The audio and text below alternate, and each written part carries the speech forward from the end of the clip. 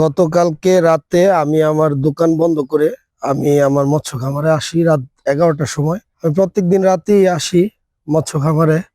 তো প্রতিদিনের মতোই আমি আমার খামারে আসলাম, এসে দেখি যে আমার পুকুরের অবস্থা স্বাভাবিক। তো আমি রাতে পুকুর পাড় থেকে যখন বাড়িতে যাই, দুপুর পরের দিন যখন পুকুরে আসি, এসে দেখি আমার পুরা পুকুরের যা মাছ আছে সম্পূর্ণ সব মাছ মৃত।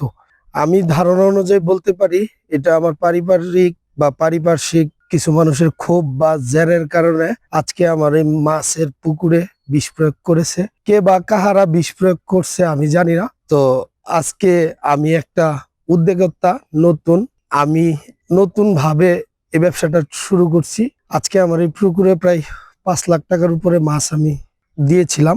আমার সম্পূর্ণ মাছ বিষ প্রয়োগ করার কারণে মারা গেছে। কে বা কাহারা মারছে আমি জানি না।